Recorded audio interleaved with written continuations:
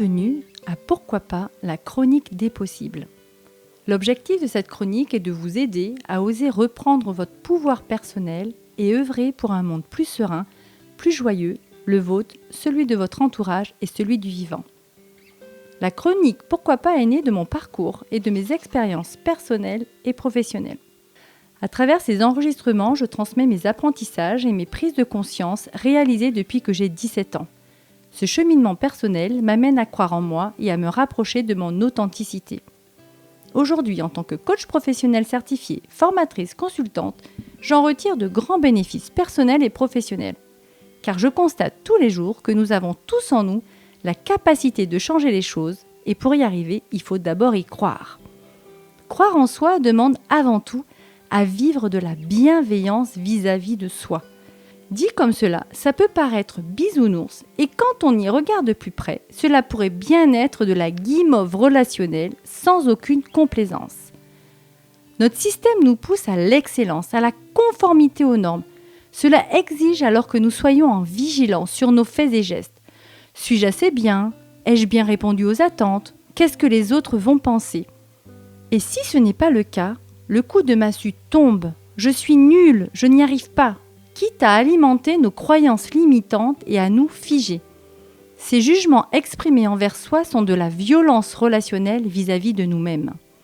Et comme le dit si justement Marshall Rosenberg, la violence est l'expression tragique de besoins non satisfaits, c'est la manifestation de l'impuissance et ou du désespoir de quelqu'un qui est si démuni qu'il pense que ses mots ne suffisent plus pour se faire entendre.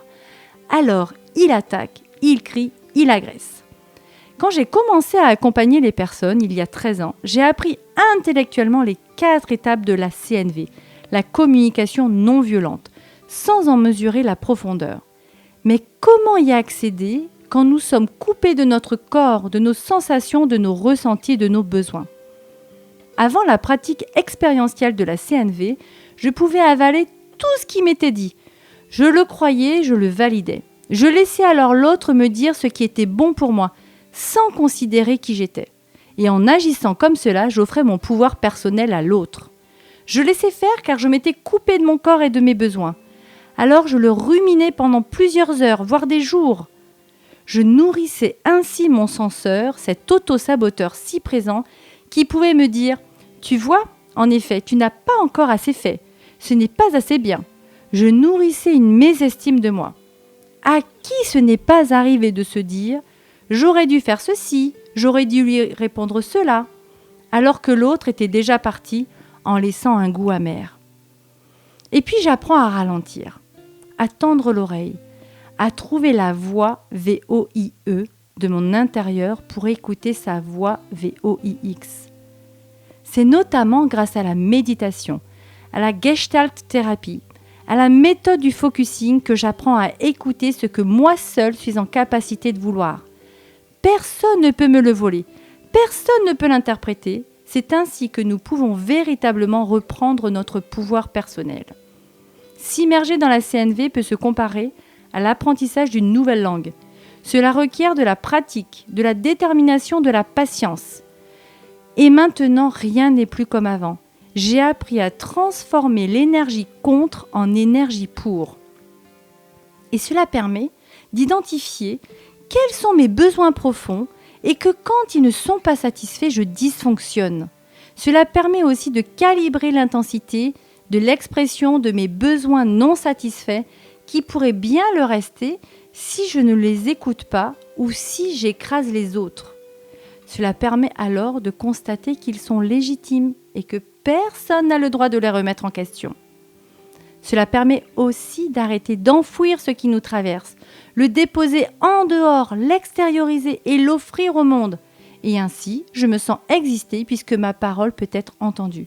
Cela permet de se sentir rejoint dans ce que je vis, de réussir à inclure l'autre, cet environnement qui a si longtemps voulu nous façonner à ses besoins distincts des miens.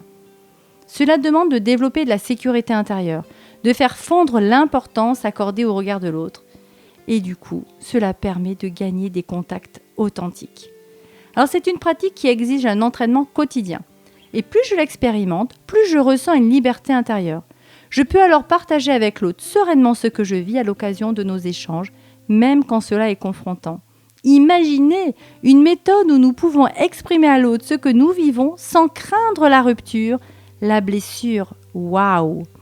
Et en même temps, plus j'utilise cette nouvelle langue relationnelle et plus je me sens m'éloigner de la précédente, que j'ai envie de rejeter tellement j'ai pris conscience qu'elle blesse, qu'elle casse, qu'elle nie le vivant qui est en nous. Nous sommes encore trop peu nombreux à véritablement la parler.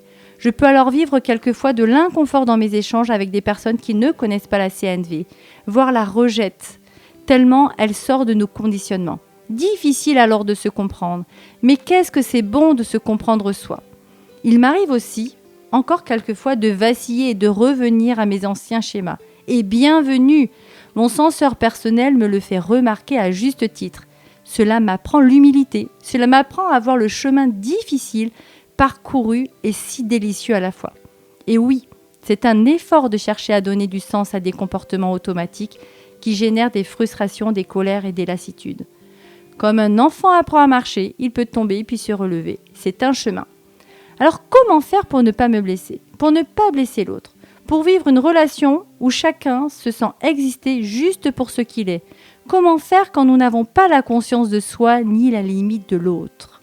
J'ai envie de faire le lien avec une actualité qui perdure malheureusement. Les réseaux sociaux nous amènent à partager nos opinions très facilement. Nous entrons aisément en contact avec un autre, que nous connaissons ou pas. Derrière un écran, nous nous sentons forts, puissants, et nous pourrions bien perdre la conscience de la relation. Cet autre que nous insultons, nous critiquons, nous dénigrons, nous humilions, nous permet d'expier toutes les souffrances que nous avons enfouies en nous avec tellement de facilité. Selon une étude Ipsos réalisée en décembre 2021, 59% des Français, sans différence selon le genre, ont été victimes de cyberharcèlement.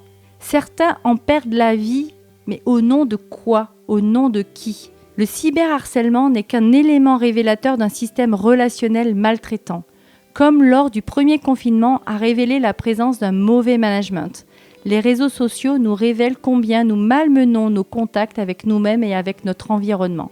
La violence relationnelle existe chaque fois que nous nous coupons de notre humanité ou de celle de l'autre. Quand nous postons un message d'insulte, nous perdons le lien à notre cœur, notre amour pour soi et pour l'autre.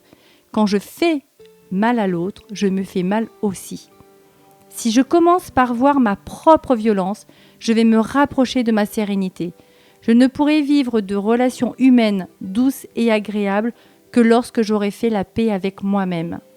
En faisant ce cheminement individuel, je permets aux autres de bénéficier de mes transformations personnelles. Car selon l'analyse systémique de l'école Palo Alto, si un élément du système change, c'est tout le système qui évolue. Et ce que nous cherchons tous, même les personnes qui peuvent nous paraître hostiles, négatives, c'est le progrès, l'évolution. Alors, pour croire en soi, pourquoi ne pas commencer par établir une relation bienveillante vis-à-vis de soi, à entrer en relation avec nos ressentis, nos besoins? Les bienfaits en seront décuplés puisqu'ils auront un impact positif sur notre pouvoir personnel et sur nos contacts avec l'environnement. Et pourquoi pas expérimenter cette nouvelle forme de communication? Je suis ravie de vous retrouver très prochainement pour une nouvelle chronique des possibles.